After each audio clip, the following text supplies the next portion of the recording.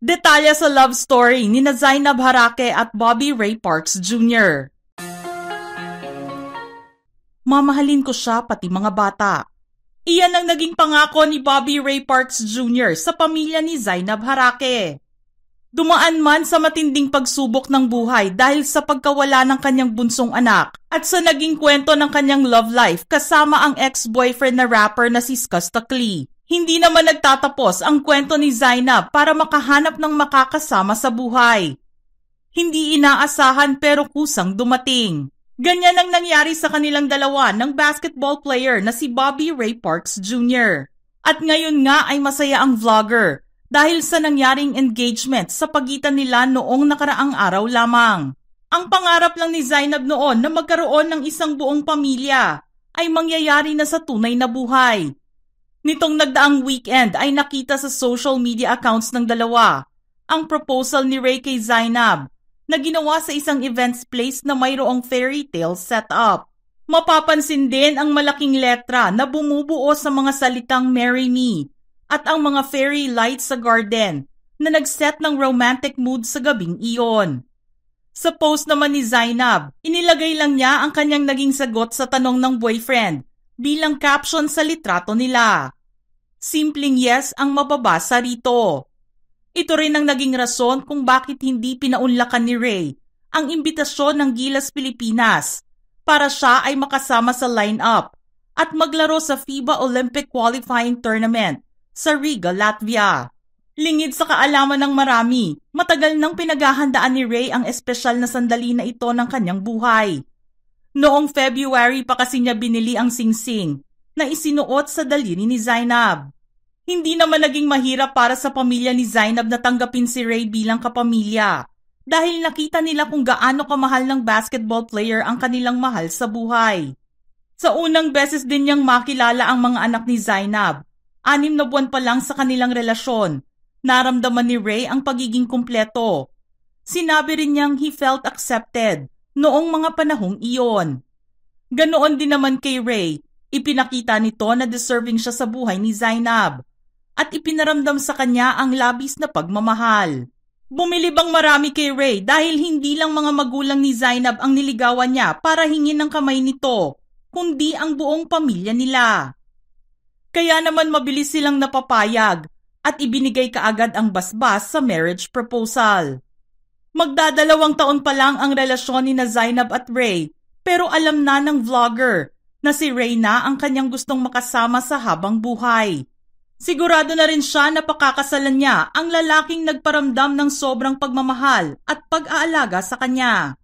Kakaiba rin ang naging atake ni Zainab sa pagpapakilala sa kanyang bagong karelasyon noon dahil ginawa niya itong low-key at itinago panandalian sa publiko. September 2022 nang sabihin ni Zainab na may bago na siyang karelasyon pero hindi pa niya tinutukoy kung sino ang lalaking ito. Nang sumunod na taon, buwan ng February, nang mapansin ng mga followers ni Zainab na tila mayroong namamagitan sa kanya at sa basketball player. Lalo na noong makita silang dalawa na nagbabakasyon sa Japan ng magkasama. Ilang buwan pa ang lumipas bago sila naging IG official at doon lang din nasundan ng kumpirmasyon ang kanilang pag-iibigan. Inamin ni Ray na wala siyang alam tungkol kay Zainab bago sila nagkita. Sa kabila naman ng nakatakdang pag-alis ni Ray patungong Japan noong March 2, 2023, nagawa nilang mag-date ng 3 beses sa loob lamang ng 1 linggo. Kahit na sa simula ay walang masyadong inaasahan si Zainab sa date na iyon. Tila pinakinggan naman ang panalangin ni Zainab na magkaroon ng mabuting lalaking makakasama. Hindi rin kasi siya makapaniwala na makakakilala pa siya ng tulad ni Ray. Aniya noon sa isang interview, nagulat din siya na mayroon pang lalaki na magmamahal din sa kanyang mga anak, na parang sariling anak din ang turing sa mga ito. Minsan pag nasa trabaho ako, siya yung nakatambay sa kwarto. Doon lang siya, di siya lalabas. Hindi rin niya hiningi pero ibinigay na lang ni Ray sa mga bata ang pagiging father figure niya sa kanila. Sobrang alaga raw nito sa kanyang mga anak, kaya naman napakaswerte na nagkakilala silang dalawa. Siya pa ang naghahatid sundo sa mga bata sa school. kung paano niya alagaan. Minsan ay hindi ako makapaniwala na may ganitong lalaki na gagawa ng mga ganyan. Hanga si Zainab sa ugali ng kanyang fiancé ngayon na si Ray dahil open-minded din daw ito. Kung inyong matatandaan, ginawa ng vlogger ang kauna-unahan niyang movie project kasama ang hunk actor na si Derek Ramsey. Nagkaroon din sila ng ilang maiinit na eksena sa pelikulang Kampon, pero full support ang ipinakita ni Ray sa kanya. Pasalamat si Zainab dahil mature ang pag-iisip ni Ray at hindi siya nahihirapan na magpaliwanag ng mga bagay na may kinalaman sa kanyang trabaho. Aniya, mas supportive siya in terms of craft na career yan, trabaho yan. I know you're doing that not only because of yourself or your family. You're doing it because you want something new na ma-explore mo sa career mo. Binigyan niya ako ng chance na mag-open ng mga bagong doors sa life ko. Ang isang malungkot lang sa pagsasama nila ay LDR ang kanilang setup. Naglaro noon si Ray para sa Nagoya Diamond Dolphins, kaya naman mas madalas na wala ito sa Pilipinas. Pero kapag nagkakaroon naman ng pagkakataon na makapagbakasyon si Zainab o hindi ito busy masyado sa trabaho, kapag nagkikita silang dalawa, quality time naman ang ibinibigay nila sa isa't isa. Kalilipat lang ni Ray kamakailan lang sa Osaka Evesa para sa Japan B-League. Ang pagiging pribado ng kanilang relasyon ay pareho nilang pinili at pinag-usapan. Okay lang naman daw na malaman ng ibang tao ang tungkol sa kanilang relasyon ni Ray.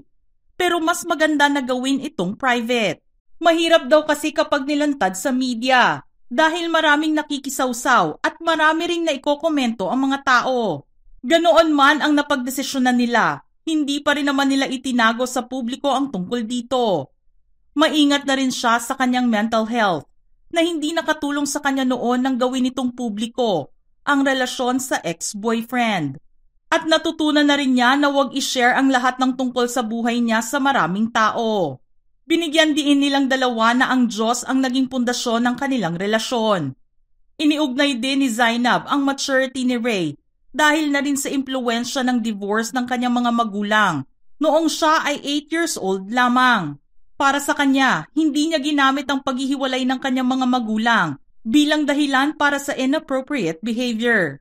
Kaya naman ang isa pang pangako ni Ray kay Zainab at sa mga anak nito, patuloy na makabuo ng isang Christ-centered relationship sa abot ng kanyang makakaya dahil si Zainab, si Lucas at Bia ang kanyang naging tahanan at hindi niya maisip ang magiging buhay niya kapag wala silang lahat. Mga ka-showbiz peeps, ano ang inyong reaksyon sa kwentong ito? Send your comments below.